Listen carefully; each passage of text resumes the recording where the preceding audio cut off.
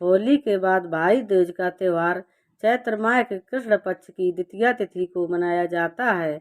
इस साल होली की भाई दूज 27 मार्च 2024 दिन बुधवार को मनाई जाएगी। इसे भाद्र द्वितीया के नाम से भी जाना जाता है। यह त्योहार भाई बहनों के बीच स्नेह बंधन को सुदृढ़ करता है। होली भाई दूज के दिन बहन से तिलक करवाने पर भाई की जीवन निष्कंटक बिना बाधा के होता है। होली के अगले दिन देश के कुछ हिस्सों में भाई दूज मनाने की परंपरा है। होलिका दहन के दूसरे दिन यानी कि चैत्र माह के कृष्ण पक्ष की द्वितीया तिथि पर भाई दूज का त्योहार मनाया जाता है।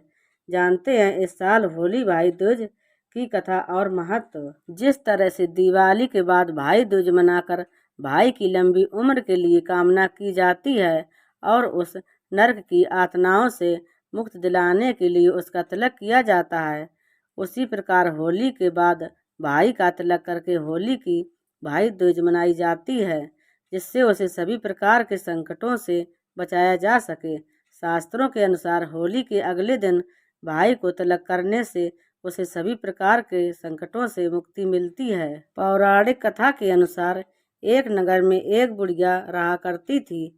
उसके एक पुत्र और एक पुत्री थी। बुढ़िया ने अपनी पुत्री की शादी कर दी थी। एक बार होली के बाद भाई ने अपनी माँ से अपनी बहन के यहाँ जाकर तिलक करवाने का आग्रह किया तो बुढ़िया ने अपने बेटे को जाने की इजाज़त दे दी।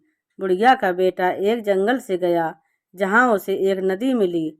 उस नदी ने बोला, मैं तेरा काल हूँ और मैं तेरी जान लूँगी। इस पर बुढ़िया का बेटा बोला, पहले मैं अपनी बहन से तिलक करवा लूँ, फिर मेरे प्राण हर लेना। इसके बाद वह आगे बढ़ा जहाँ उसे एक शेर मिला। बुढ़िया के बेटे ने शेर से भी यही कहा। उसके बाद उसे एक सांप मिलता है। उसने सांप से भी यही कहा। जिसके बाद वह अपनी बहन के घर पहुँचता है। उस समय उसकी बहन सूत काट रही होती है और जब वह उसे उसका भाई पुकारता है तो वह उसकी आवाज़ को अनसुना कर देती है। लेकिन जब भाई दोबारा आवाज़ लगाता है तो उसकी बहन बाहर आ जाती है। उसके बाद उसका भाई तिलक कराकर दुखी मन से चल देता है। इस पर बहन उसके दुख का कारण पूछती और भाई उसे सब बता देता है।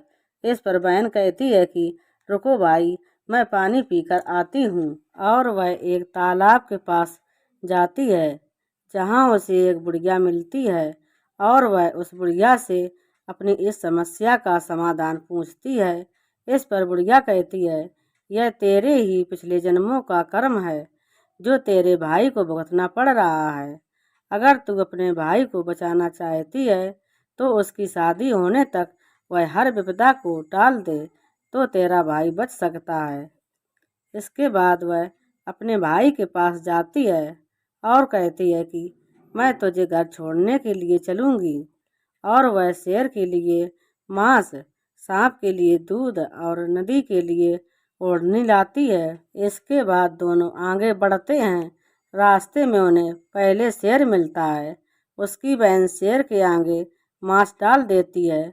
उसके बाद आगे उन्हें सांप मिलता है, जिसके बाद उस बुढ़िया की लड़की उसे दूध दे देती है और अंत में उन्हें नदी मिलती है जिस पर वह ओढ़नी डाल देती है। इस तरह से वह बहन अपने भाई को बचा लेती है।